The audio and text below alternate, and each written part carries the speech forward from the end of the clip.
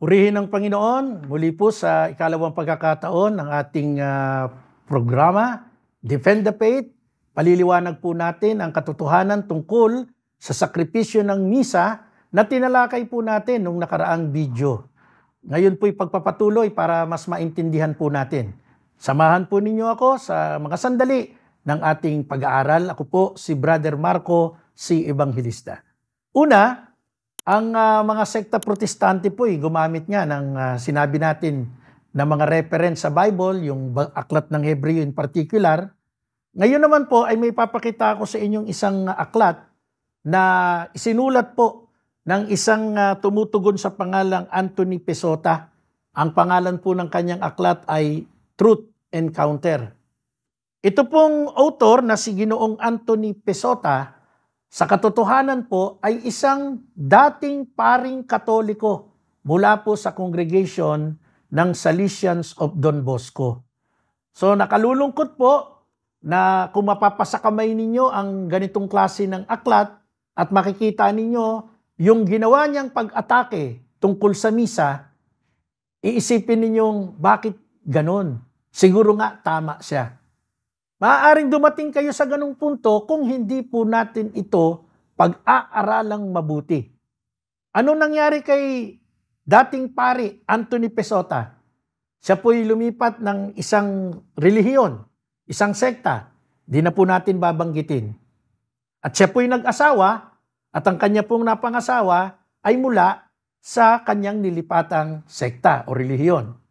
At sa kanyang aklat na ito ay talaga pong inatake niya ang tungkol sa paraan ng ating banal na misa.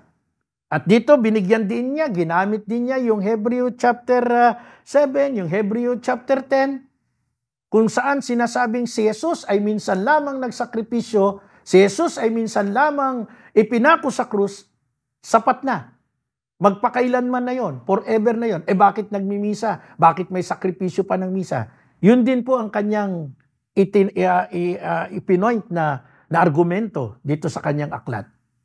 Ngayon, meron po siyang sinite dito tungkol sa doktrina ng Catholic Church, tungkol sa misa. I-quote ko po. Sabi po ng Canon 904 of the Revised Canon Law of 1984, remembering that the work of redemption is continually accomplished in the mystery of the Eucharist, sacrifice.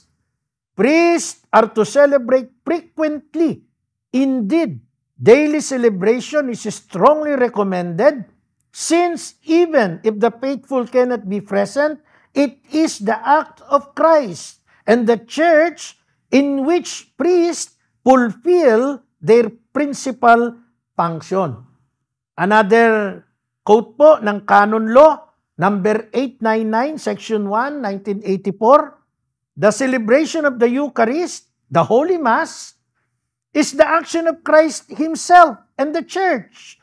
In it, Christ the Lord, by the ministry of the priest, offers Himself substantially present under the forms of bread and wine to God the Father, and gives Himself as spiritual food to the faithful who are associated with His offering. So sa mga sinite po natin according to the Canon Law, Section 1, number 899 and number 904 ng Revised Canon Law of 1984, paliwanag po tinuturo ng simbahan, batas ng simbahan, na ang misa ay sakripisyo. At dito na po pumasok yung atake. Ito daw po'y kontra doon sa nakasulat sa Biblia. Na ginamit po natin nung nakaraang video natin, ipinaliwanag natin.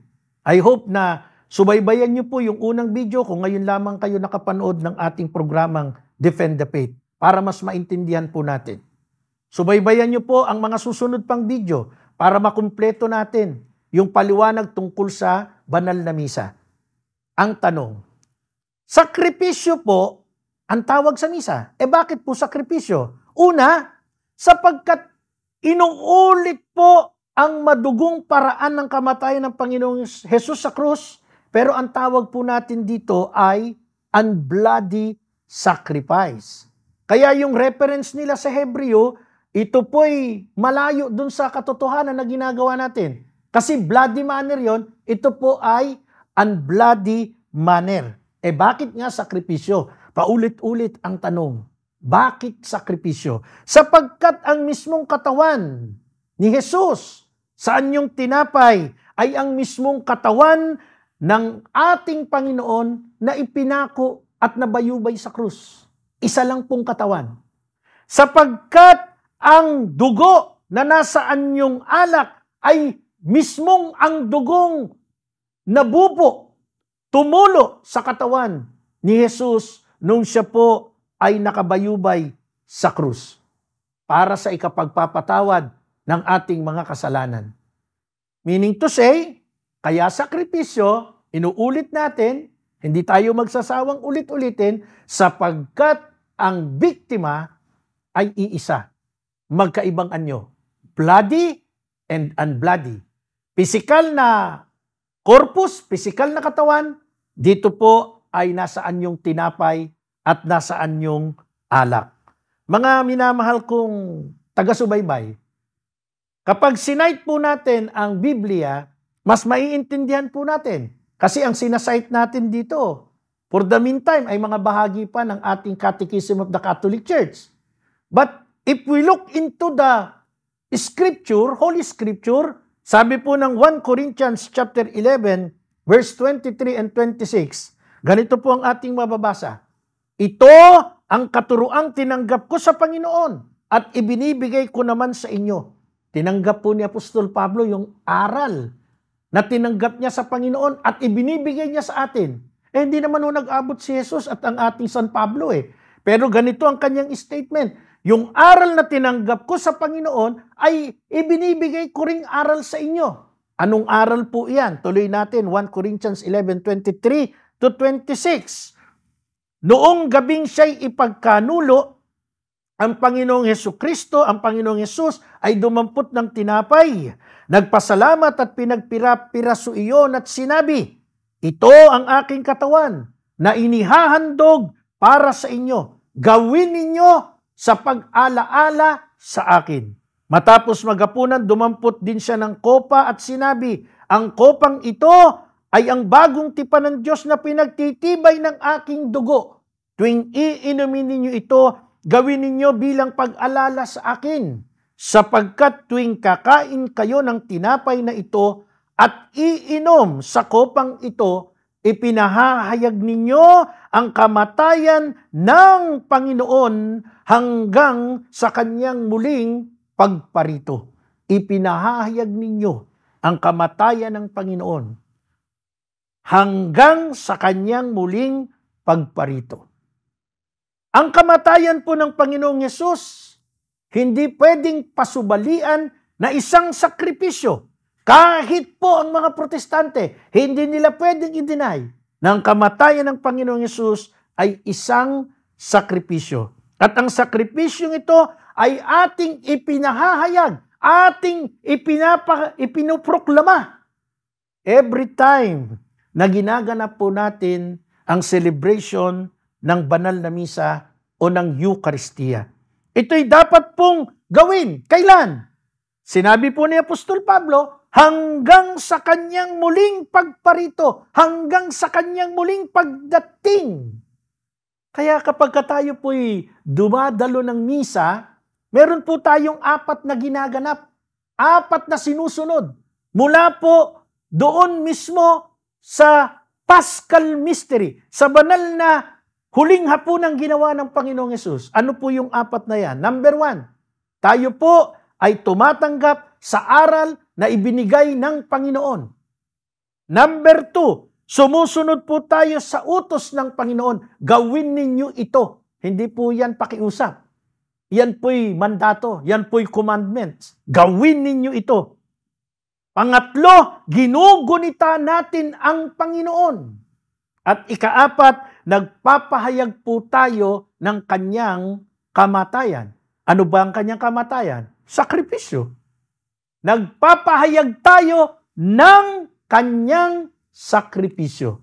Kaya ho, kung iintindihin lamang ang banal na misa ay hindi po kumukontra sa ginagamit nilang referensya sa aklat ng Hebreo chapter 7 and chapter 10, sapagkat isa ang biktima, ang namatay sa krus, at ang nasa anyong tinapay ay iisa, ang ating Panginoong Hesukristo.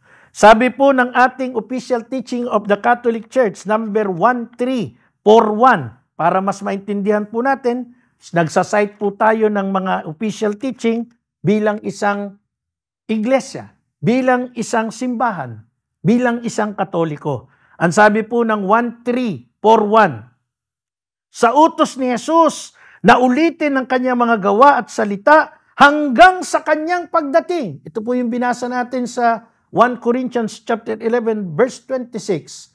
Hinihingi hindi lamang alalahanin si Jesus at ang kanyang mga ginawa. Hinihingi ang pagdiriwang na liturhiko sa mga apostol at kanilang mga kahalili sa alaala ni Kristo ng kanyang buhay, kamatayan at muling pagkabuhay sa pamamagitan ng Ama. So, mga minamahal kong taga-subaybay, loud and clear, hindi po tinututulan ng banal na kasulatan ang celebration ng Holy Mass o ng Eucharist, kundi sa halip ay lalo itong sinisenyuhan, lalo itong pinagtitibay. Ang liwanag po ng sinabi ni Apostol Pablo, gawin ninyo ito sa pag-alala sa akin. Ano nga bang ginawa ng mga unang Kristiyano in relation dito sa sinabi ni Apostol Pablo sa 1 Corinthians?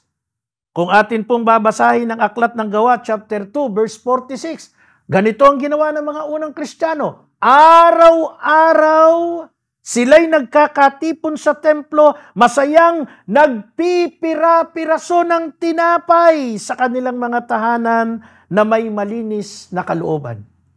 Alam niyo po yung Holy Sacrifice of the Mass, yung Eucharist, sa unang Kristiyano, ang tawag po dyan ay breaking of the bread.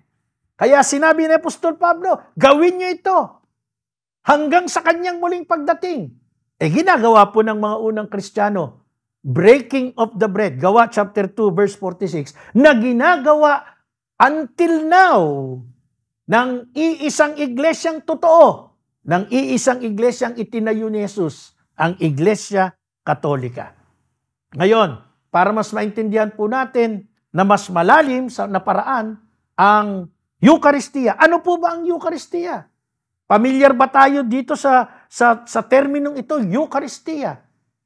Yung mga tinatawag nating ordinaryong Katoliko, no? Matawag lang na Katoliko. Sa totoo lang, pag biningi natin ang definition ng Eucharistia, ano ang Eucharistia? Hindi ho maintindihan, hindi may paliwanag. At ito rin yung mga Katolikong pag nakinig sa ibang sekta, nakapakinig ng mga sinasite sa Bible, ay, tama yun kasi nasa Bible. But in reality, in truth, hindi naman po nag-aral sa ating Catholic faith. Ano ang ibig sabihin ng misa? Ano ang ibig sabihin ng Eucharistia? Ang misa po, sa wikang Latin, M-I-S-S-A, misa, ang kahulugan po niyan ay dismissal. Ang kahulugan po niyan ay pagpapahayo. At ito po ay according to the scripture. Matthew chapter 28 verse 19. Sinabi ni Jesus doon, humayo kayo at gawin ninyong alagad ko ang lahat ng tao, ang buong sanlibutan. Yan po ang ibig sabihin ng Eucharistia. Yan po ang ibig sabihin ng misa. Ang dismissal, ang pagpapahayo. Kaya nga po sa ating pananampalataya, sa Catechism of the Catholic Church, number 1328, pinaliliwanag po sa atin, it is called Eucharist because it is an action of thanksgiving to God. The Greek words Eucharistin and Eulogian recall the Jewish blessings that proclaim, especially during a meal, God's word, creation, redemption, and sanctification. So mga minamahal kong taga-subaybay, bilang Katoliko, patuloy po nating suriin ang ating pananampalataya upang hindi tayo maligaw upang hindi tayo mahikayat ng ibang aral. Manatili tayong matatag hanggang sa wakas ng panahon na kaanib ng isang iglesyang itinayo ng ating Panginoong Hesukristo. Sa pamamagitan po ng ating programa Defend the Faith, suriin po natin, mag-aral tayo, magsaliksik tayo upang manatili tayong nag-aapoy na Iglesia Katoliko. Muli, maraming salamat po sa inyong pagsama. Tandaan po natin, ang Diyos ay sumasa atin. Emmanuel. Salamat po.